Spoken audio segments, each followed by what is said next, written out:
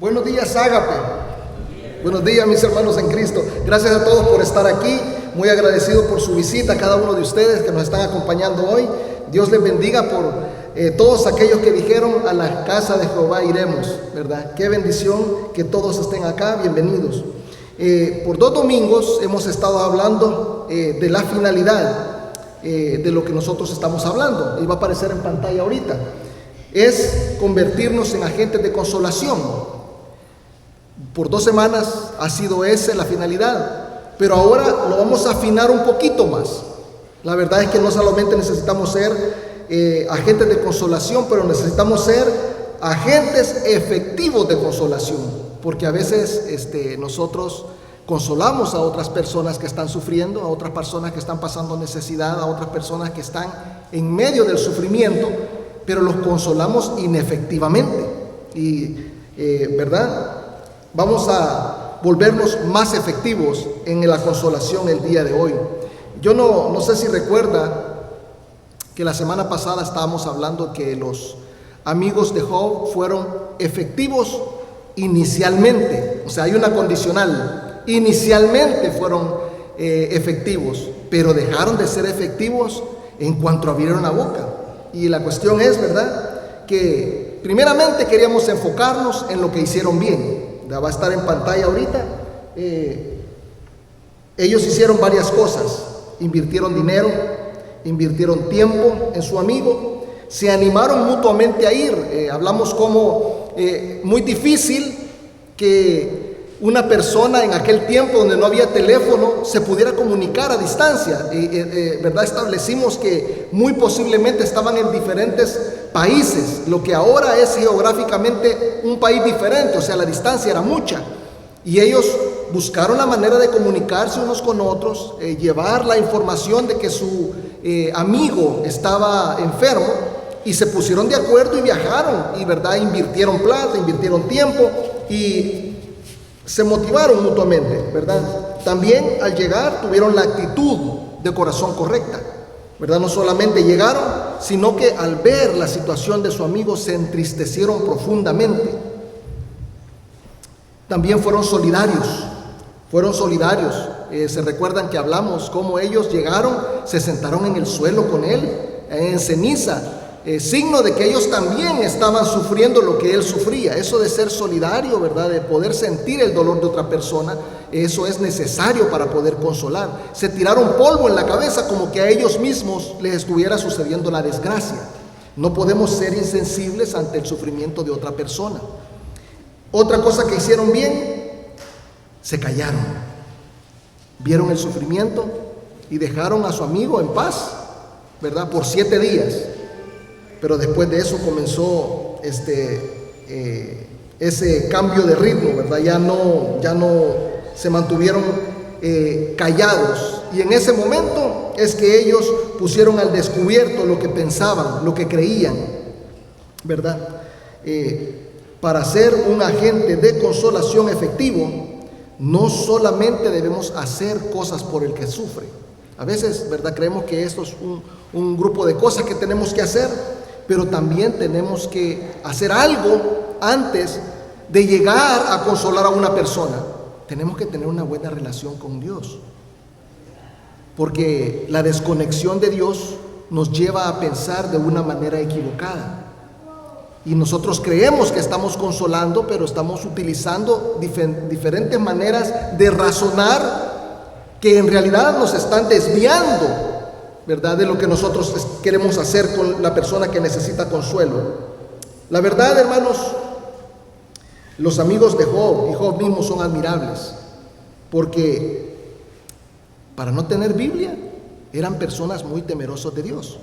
También les expliqué eso la semana pasada. Ese era un tiempo en que no había Biblia.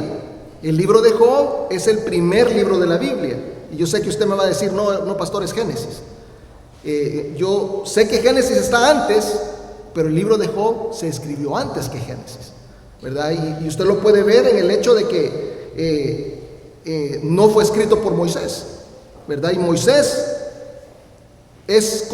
no es contemporáneo de Abraham. Se cree que las cosas que están pasando ahí Y las cosas que describe Job son del tiempo de Abraham. O sea, se mira la diferencia en el tiempo por lo que él está describiendo, ¿verdad? Es como que usted me diga en el tiempo de hoy, tenía un Toyota RT100. Nosotros sabemos que en este tiempo no hay un Toyota RT100. Eso es una cosa que apareció en los 70s. Entonces, por las cosas que Job está hablando, podemos deducir de que no es el tiempo de Moisés. Es un tiempo diferente y mucho más atrás, ¿verdad? En ese tiempo no había Biblia, pero eran muy temerosos de Dios. Pero también, fíjense, eran muy influenciados por el mundo. Y yo creo que parte de eso es el hecho de no tener Biblia. Se necesita la palabra de Dios, ¿verdad? Hace 2 semanas, ¿verdad? Y si ustedes se perdieron ese mensaje, pueden ir a la página de Facebook de la iglesia, todavía está ahí. Y hablamos de los creyentes mundanos, aquellos creyentes que son materialistas. Pero un creyente mundano no es únicamente aquel que es materialista, ¿verdad? Sino que es una persona que no tiene comunión con Dios por medio de su palabra. Nosotros podemos recibir a Cristo. Nosotros podemos entender de que Jesucristo es necesario en nuestra vida. Podemos establecer una relación con Él, pasar al frente, conocerlo y seguir siendo mundano. ¿Por qué? Porque no estamos teniendo esa relación constante con Él mediante la palabra, ¿verdad? Si nosotros dejamos de escuchar la palabra de Dios, si nosotros dejamos de leer la palabra de Dios, entonces nosotros comenzamos a desconectarnos de Dios de alguna manera. Eso es lo que sucede, ¿verdad? Los amigos de Job tienen razón, no tenían Biblia. Pero ¿qué excusa tenemos nosotros? Ninguna. No tenemos excusa, ¿verdad? No tenemos excusa. De todas maneras, vamos a observar lo que hace el no tener contacto con la Biblia y la manera de pensar de ellos, y son cosas que nosotros tenemos que darnos cuenta de que debemos evitar, ¿verdad? Son errores que podemos cometer por la falta de comunión con Dios. También vamos a ver en este mismo pasaje, no hoy, pero la otra semana, la respuesta a la pregunta, ¿por qué les va bien a los malos? Porque Job responde a esa pregunta. Job responde a muchas preguntas interesantes y están formuladas bien claramente.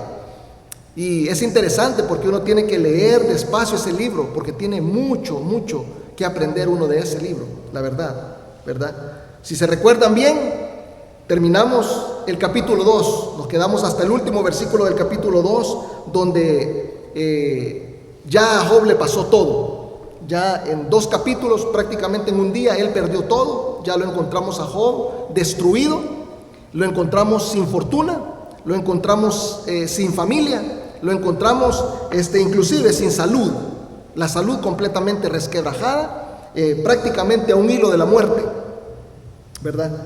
Y cierra el capítulo con sus amigos en el piso, sentados con él en silencio. Ahí cierra el capítulo, ¿verdad? Vamos a estar en el capítulo 21 para analizar la palabra de Dios hoy. Y les voy a pedir que se pongan de pie y que lo leamos juntos. Pero no sin antes darle gracias a nuestro Señor por este día que nos ha permitido venir a alabarle y adorarle, ¿verdad? Vamos a pedirle al Señor su bendición. Cierren sus ojos. Padre eterno, te doy gracias, Señor, por la oportunidad de estar aquí en esta congregación.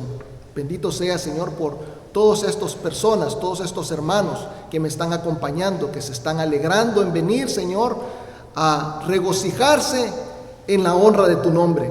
Te doy gracias, Padre, porque yo sé que todos ellos han venido, Señor, porque quieren escuchar tu palabra. Ellos quieren cantarte a ti, Señor, que eres Dios, que eres todopoderoso, Rey del universo. Reconocen, Señor, que es necesario conectar contigo. Padre, te ruego que si alguno de ellos no te ha conocido, que te conozca hoy, que establezca una relación contigo, que comience ese caminar, y que te conozca de cerca y sepa quién eres y qué es lo que haces. Bendito sea, Señor, porque a través de esa relación tú nos das muchas promesas.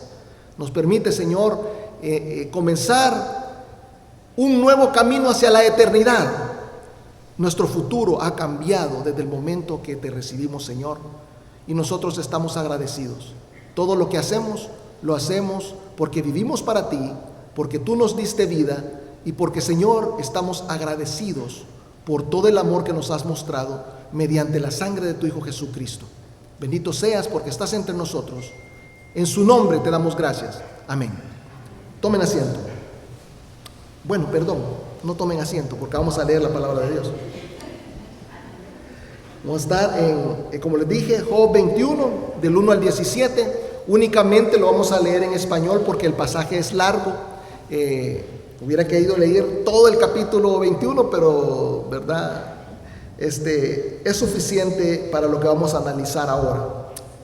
Todos juntos vamos a leer la palabra de Dios. Ahí está el versículo 1. Entonces respondió Job y dijo: oíd atentamente mi palabra y sea esto el consuelo que me deis. Toleradme y yo hablaré, y después que haya hablado, escarnecer. ¿Acaso me quejo yo de algún hombre? ¿Y por qué no se ha de angustiar mi espíritu? Miradme y espantaos, y poned la mano sobre la boca.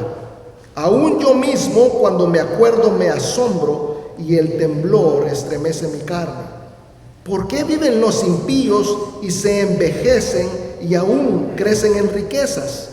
Su descendencia se robustece a su vista, y sus renuevos están delante de sus ojos. Sus casas están a salvo de temor, ni viene azote de Dios sobre ellos. Sus toros engendran y no fallan, paren sus vacas y no malogran su cría. Salen sus pequeñuelos como manada, y sus hijos andan saltando. Al son del tamboril y de cítara saltan y se regocijan al son de la flauta.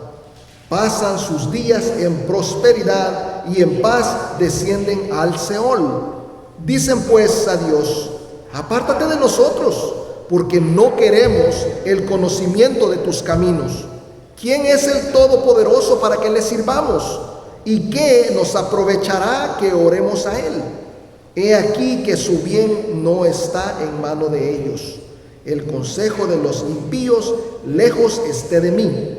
Oh, cuántas veces la lámpara de los impíos es apagada y viene sobre ellos su quebranto, y Dios en su ira les reparte dolores.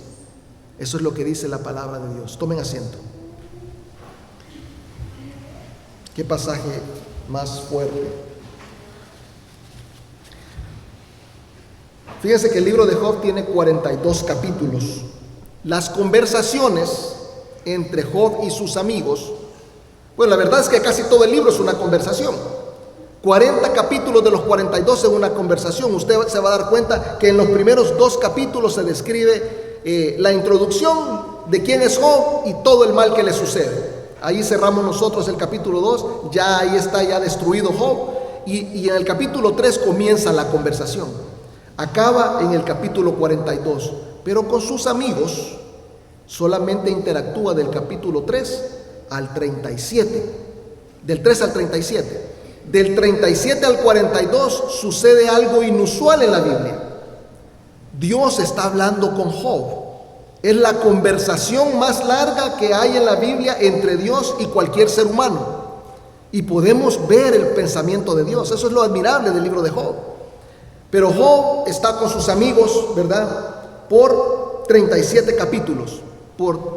Hasta el capítulo 37 por 34 capítulos, ¿verdad? 37 menos 3. Fíjese de que esa conversación no se sabe realmente cuánto dura, pero sabemos que el dolor de Job le duró meses. Y si los amigos estuvieron casi hasta el momento en que a Job le terminó todo el dolor que tenía, quiere decir que esta conversación fue interrumpida y continuaba por días. O sea que es un desconsuelo que sus amigos que lo estaban tratando de consolar, lo estaban, ¿verdad?, maltratando constantemente con lo que decían. Fíjense de que lo estaban acusando.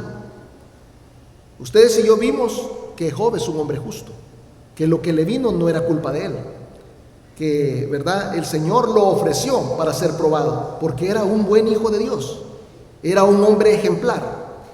Y al Señor le plació que fuera probado. Y entonces vimos a este hombre que al ver lo que le está pasando, sus amigos comienzan a elaborar en su mente: ¿y por qué le está pasando esto a mi amigo? ¿Verdad?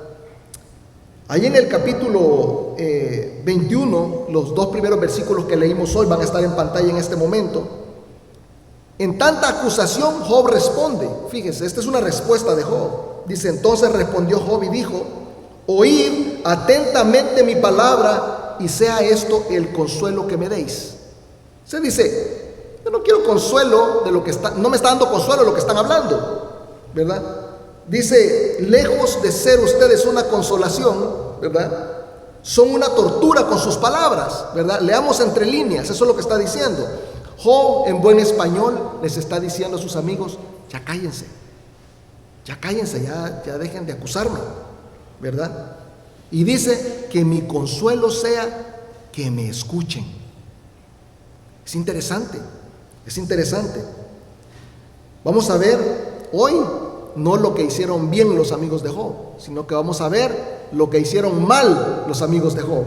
Aquí está la primera: no se limitaron a escuchar al que sufre, ¿verdad? Para consolar, efectivamente, es necesario callar muchas veces, ¿verdad? Fíjese que yo creo que no es necesario solamente callar, ni tampoco es necesario solamente escuchar, sino que yo creo que tenemos que escuchar atentamente y dejar todo lo demás. Ahora estábamos hablando con el hermano Max en la entrada, y qué casualidad, porque yo estaba pensando lo mismo. Me dice de que a veces uno quiere hablar con una persona y las personas no bajan el teléfono. Y uno quiere conversar con las personas, y ahora el teléfono ha tomado, ¿verdad?, posesión de nosotros, y a veces no lo soltamos, ¿verdad? Nos juntamos con una persona y el teléfono en la mano y no escuchamos al que nos está hablando. Debemos escuchar atentamente, ¿verdad? Debemos escuchar atentamente. En el libro Direcciones, ¿verdad?, y si lo quieren leer pueden, un buen libro, de James Hamilton, cuenta que antes que hubieran refrigeradoras, habían unos cuartos refrigerados, ¿verdad? Eso es lo que ocupaban en vez de refrigeradoras, unos cuartos grandes que les ponían paredes bien gruesas y traían sendos bloques de hielo a ponerlos adentro. Las puertas eran herméticas y eso lo cerraban, ¿verdad?, para poder preservar la comida. Y esos bloques de hielo, para que no se deshicieran y duraran mucho, los cubrían con montañas de aserrín. Fíjese, yo no sabía eso. Le echaban aserrín y el aserrín preservaba el hielo, y eso hacía que todo el ¿cómo se llama?, el cuarto estuviera helado. Era un refrigerador, pero, ¿verdad?, no eléctrico. Fíjese de que uno de los trabajadores, porque para poner el aserrín adentro hay que paliarlo, ¿verdad?, paliar el aserrín, llevarlo en carretillas y todo eso. Uno de los trabajadores, la historia cuenta, se le cayó el reloj en medio del aserrín, y era un reloj valioso para él, y dice que comenzó frustrado a meter la mano en el aserrín, comenzó a hacerlo para un lado y para otro, y estaban 2 amigos ayudándole a hacer el trabajo, y cuando lo vieron que estaba desesperado, trajeron de estos rastrillos y comenzaron a rastrillar el aserrín, a ver si se venía en el rastrillo, o a ver si lo descubrían, y se estuvieron mucho rato ahí. Otro amigo que había escuchado lo que pasó, que les dijo: miren, ¿qué te pasó? Se me perdió el reloj y no lo encuentro. Y los 3 ahí dándose duro buscándolo, y los vio un amigo que estaban desesperados, sudando, buscando el reloj y no lo podían encontrar. Entonces, de repente, ya cuando vieron que no lo encontraban, se dieron por vencidos y se salieron del cuarto refrigerado. Cuando los vio salir el muchacho y los vio salir todos tristes, él se metió al cuarto y como en 1 minuto salió con el reloj en la mano y se fue a dárselo al dueño. Y el dueño le dice: ¿pero y cómo hiciste? Le dice: si nosotros tenemos rato dándonos duro y no lo pudimos encontrar. Dije: pues cerré la puerta, me senté en el suelo y me puse a escuchar el tic-toc del reloj. Y así fue que lo localizó. Muchas veces alguien tiene un problema y nosotros luchamos por resolver el problema, y no es eso lo que necesitamos hacer. Necesitamos poner atención. Necesitamos abrir la oreja, callarnos y escuchar lo que la gente tiene que decir, ¿verdad? Fíjese. Asimismo, debemos de hacer, ¿verdad?, los agentes efectivos de consolación. Luego dice Job, versículo 3 y 4, toleradme y yo hablaré, y después que haya hablado escarnecer. ¿Acaso me quejo yo de algún hombre?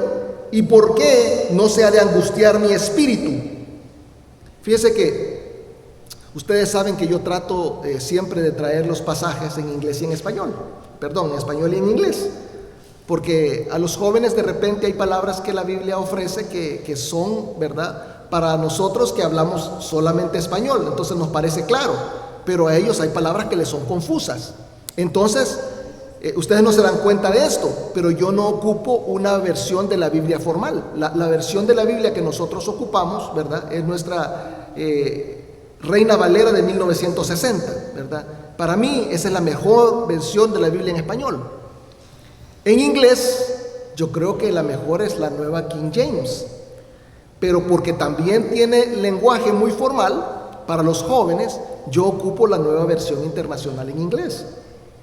Fíjese que la razón por la que es más fácil de entender es porque el lenguaje es moderno, es una Biblia contemporánea de traducción reciente. La gente que la ha traducido quizás ni se da cuenta, ¿verdad?, pero la está traduciendo en lenguaje actual porque pues así hablan ellos. Ya no se dan cuenta de que no están hablando como la gente de los años 60, no está hablando como la gente de los años 40, ¿verdad? No, que ya hablamos diferente y no nos damos cuenta, el idioma va cambiando. Entonces, cuando yo leí el pasaje, lo leí en inglés y me di cuenta de que este versículo estaba un poco más claro en la versión en inglés. Y entonces lo traje en la versión en español y se lo voy a poner en pantalla. Ahí está, nueva versión internacional. Miren lo que está diciendo Job. Dice, tolérenme un poco mientras hablo y búrlense si quieren cuando haya terminado. ¿Acaso dirijo mi reclamo a los mortales? ¿Por qué creen que pierdo la paciencia?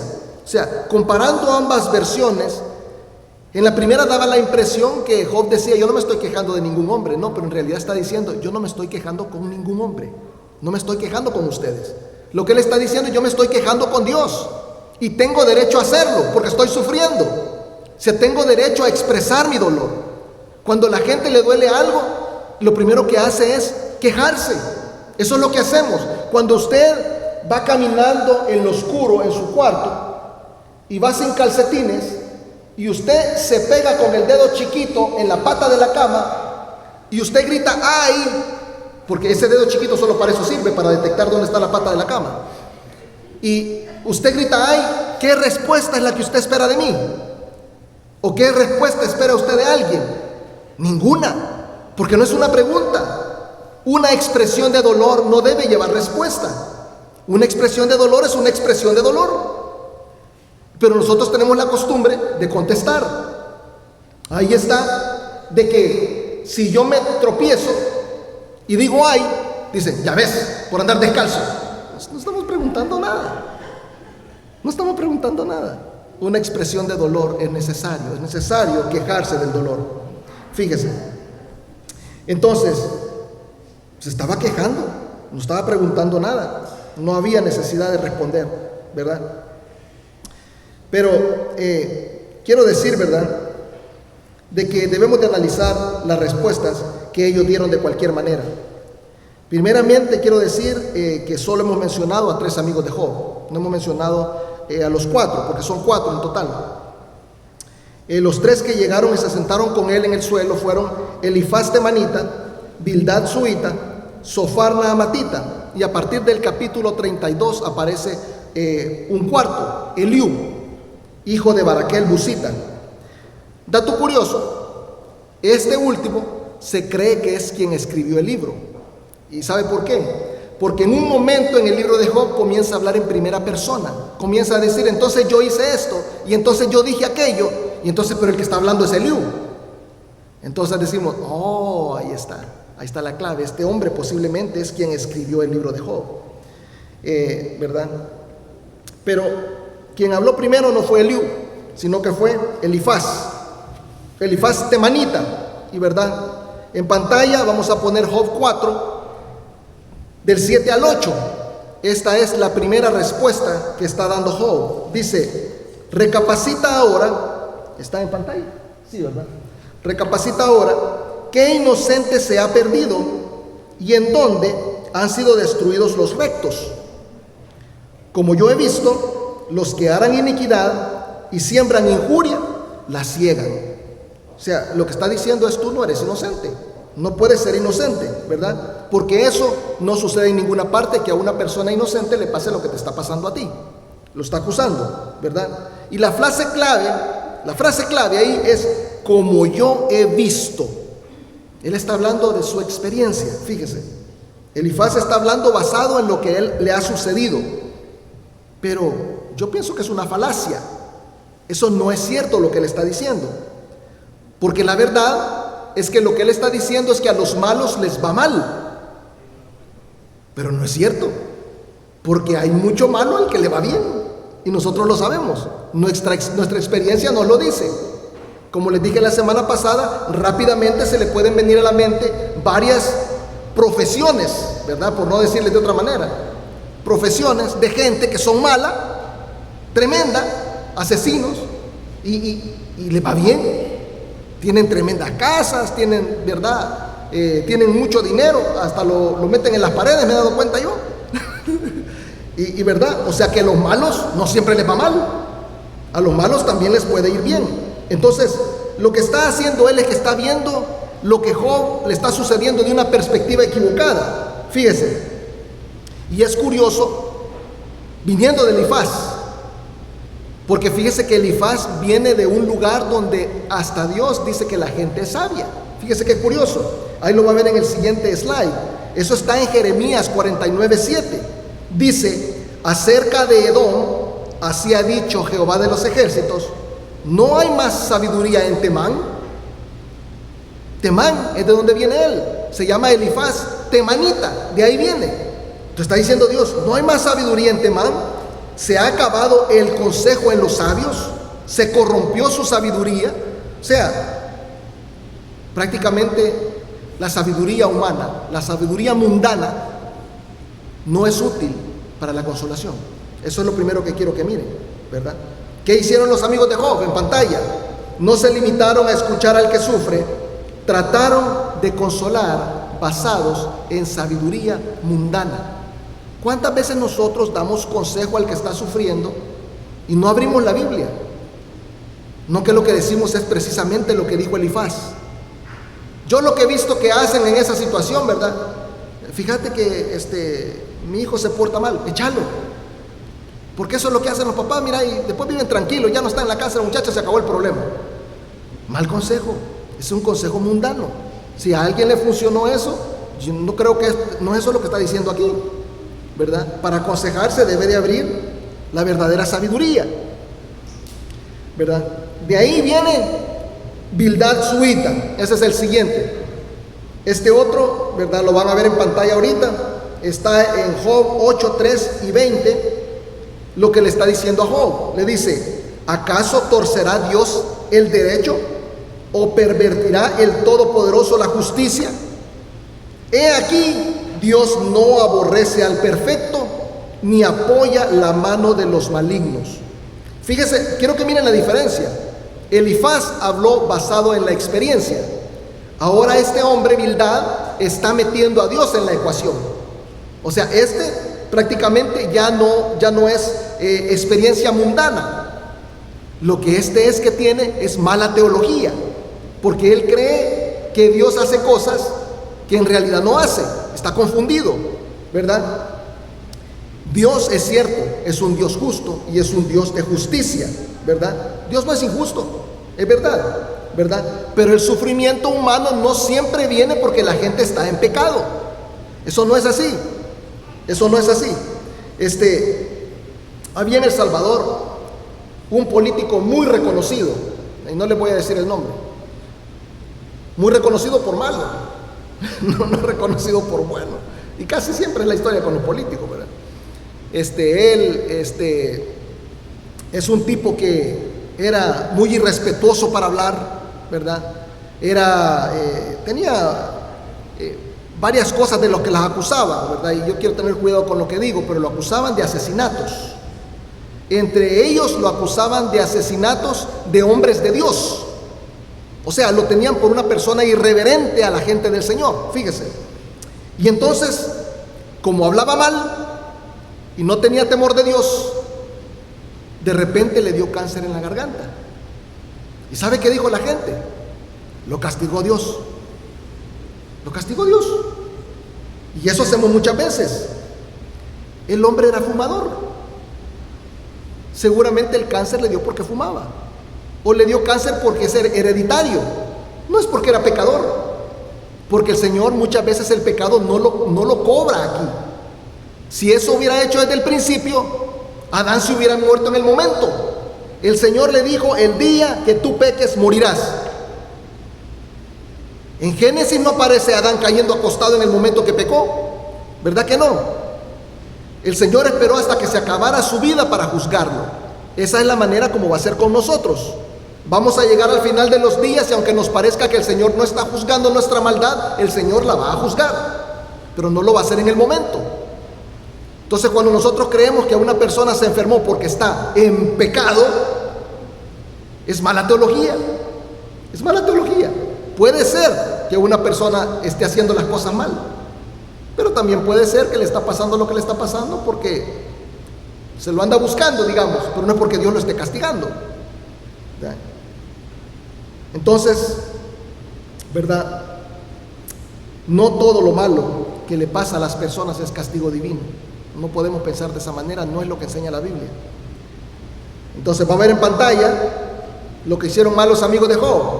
No se limitaron a escuchar al que sufre, trataron de consolar basados en sabiduría mundana. Este otro trató de consolar basado en mala teología. Y ahora viene el último, viene Zofar, o el último que vamos a ver hoy, porque a Eliú lo vemos la otra semana. Y está en Job 11, 5 y 6.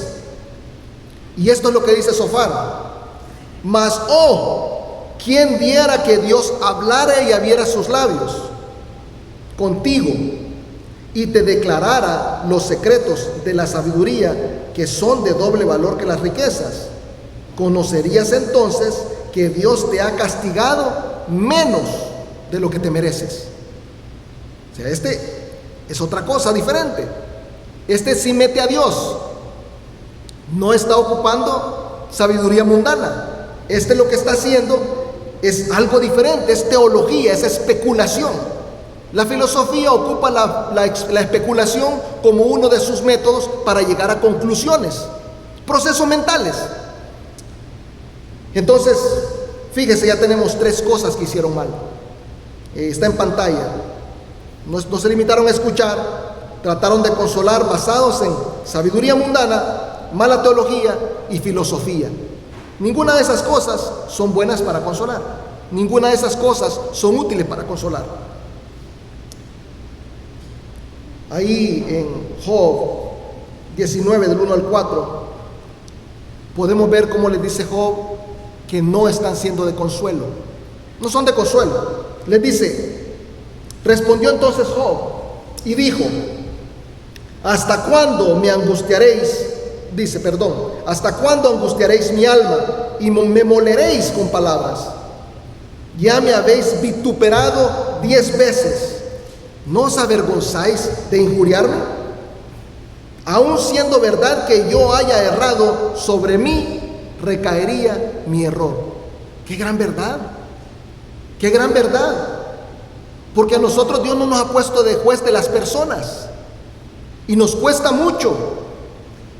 Cuando yo comencé mi caminar con el Señor, fue una de las primeras cosas que descubrí: que yo soy responsable de mis actos y tengo que dejar de andar forzando a la gente a cambiar los suyos. Paciencia con las personas. Tú ocúpate de tu relación con el Señor y deja que los demás caminen a su ritmo. Unos caminamos más rápido, otros caminamos más despacio. Todos debemos de respetar el caminar de las personas en el Señor. Si tu amigo es cristiano y se las echa, Déjalo, porque Él en su tiempo va a llegar a hacer lo que tiene que hacer delante del Señor. No es tu problema. No es tu problema. El Señor no te ha puesto de juez. No te ha puesto de juez. Cuando una persona está pasando por necesidad, cuando una persona está pasando por sufrimiento, tenemos que entender que nuestra labor no es la del recadero del Espíritu Santo. No somos el recadero del Espíritu Santo. La gente no necesita nuestro legalismo. La gente no necesita nuestra sabiduría mundana. La gente no necesita tu mala teología. La gente no necesita tu filosofía. Y la gente no necesita tus ataques personales. La gente necesita tu apoyo y tu oído. Eso es lo que necesita. Lo primero que hicieron los amigos de Job fue apoyar. Perfecto. Y en lo que se equivocaron es no escuchar. Apoya al que necesita en lo que puedas y escúchalo cuando está sufriendo. De Job se aprende una cosa muy maravillosa, que cuando nadie nos oye, porque él les dice, yo no me estoy quejando con ustedes, ustedes están aquí, yo no me estoy quejando con ustedes, me estoy quejando con Dios. Aun cuando a veces estemos rodeados de personas que hagan todas estas cosas con nosotros y nosotros estemos en medio del sufrimiento, tenemos que tener la confianza que tenemos un Dios que nos oye. Dios nos oye. Dios nos oye. Dios tiene atento su oído para nosotros. Dios es el único con miles de ocupaciones que siempre está trabajando, pero siempre nos puede escuchar. Todo es que ustedes se pongan de rodillas y comiencen a dirigirse a Él. ¿Está sufriendo? Habla con el Señor. El Señor escucha. El Señor escucha. Otra cosa que aprendemos de Job, muy importante y muy poderosa, es que cuando nos mantenemos firmes en la fe, nosotros sabemos que estamos llevando bien nuestro caminar con el Señor y nos pasan cosas y nos mantenemos firmes delante de Dios, el Señor recompensa. El Señor recompensa. El Señor es bueno y lo sabemos. Fíjese lo que les voy a mostrar. Es una cosa que mucha gente no mira o no entiende. Está en Job 42, del 12 al 13. Job 42, 12, 13 en pantalla. Dice: y bendijo Jehová el postrer estado de Job más que el primero, porque tuvo 14,000 ovejas, 6,000 camellos, 1,000 yuntas de bueyes y 1,000 asnas, y tuvo 7 hijos y 3 hijas. Y yo creo que ustedes no han visto lo que está pasando aquí. En el siguiente slide van a ver la comparación de lo que tenía Job al principio y lo que tiene Job al final. Tenía 7 hijos, 3 hijas, 7,000 ovejas, 3,000 camellos, 500 yuntas y 500 asnas. Ahora tiene 14,000 ovejas, el doble, 6,000 camellos, el doble, 1,000 yuntas de bueyes, el doble, y 1,000 asnas, el doble. Le dio el doble de todo. El doble de todo. Y algunas personas me han dicho, no le he dado el doble de todo, porque solamente le dio 7 hijos y 3 hijas. Y entonces no le dio el doble de todo, no lo bendijo el doble. Fíjese que Dios le está diciendo a Job una bendición más grande de la que nosotros no nos damos cuenta. Lo que el Señor le está diciendo a Job es: tus 10 primeros hijos no los has perdido. Tus primeros 10 hijos están conmigo. Qué importante es que nosotros procuremos la relación de Dios para nuestros hijos, porque de esa manera no los perderemos nunca. Porque la bondad de Dios no es solamente en esta tierra, sino que es eternamente. Sus hijos lo estaban esperando. Job tiene 20 hijos. Siguiente pasaje, ¿verdad? Porque esto es lo que yo veo, que a pesar del sufrimiento, la bondad de Dios se extiende más allá de este mundo. Porque Dios, dice el Salmo 48, 14, este Dios es Dios nuestro eternamente. y para siempre.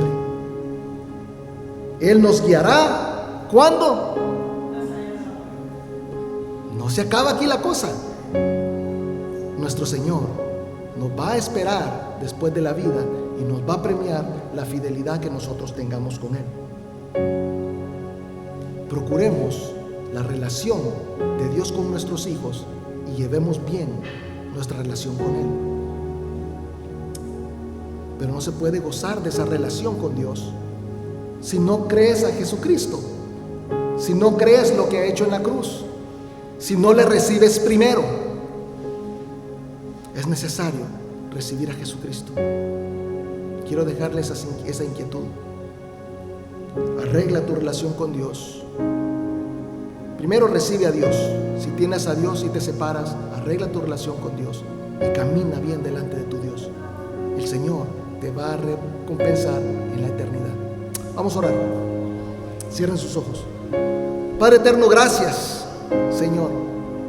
Siempre te agradezco, Señor, y siempre estoy sorprendido de tu palabra, y siempre estoy sorprendido de tus hechos, estoy sorprendido de tus maravillas, y te doy gracias.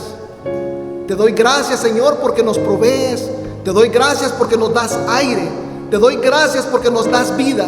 Pero no solamente nos das vida aquí, Señor, sino que nos das vida eterna. Padre, mandaste lo que más querías.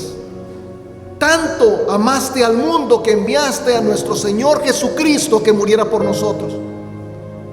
Te damos gracias, Señor, por la oportunidad y el privilegio de ser llamados tus hijos. Bendito sea, Señor, porque yo sé que el mundo no se acaba aquí. Sufrimos mucho, Señor, y tú lo sabes.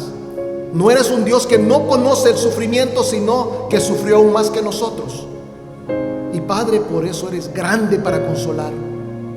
Bendito seas por el consuelo que nos das cuando nosotros oramos, Señor, en medio de nuestra necesidad y en medio de nuestro sufrimiento. Ayúdanos, Padre eterno, a comprender o a aceptar las cosas que tú estás haciendo, porque nadie mejor que tú sabe lo que debe de suceder. Padre, te damos gracias porque en medio de todo sabemos de que tenemos una esperanza, Señor, que no es conmovible, una esperanza que no es marcesible, una esperanza que no es finita, sino que salta, Señor, hasta el infinito y más allá. Bendito seas, Padre, porque por toda la eternidad eres nuestro Dios. Gracias, Señor. Bendito seas. Y bendice esta congregación, Señor. Permanece con ellos toda la semana. Bendice todo lo que hagan sus manos. Y que la otra semana, Señor, estén aquí para darte gracias por lo bueno y por lo malo. En Cristo Jesús te doy gracias. Amén.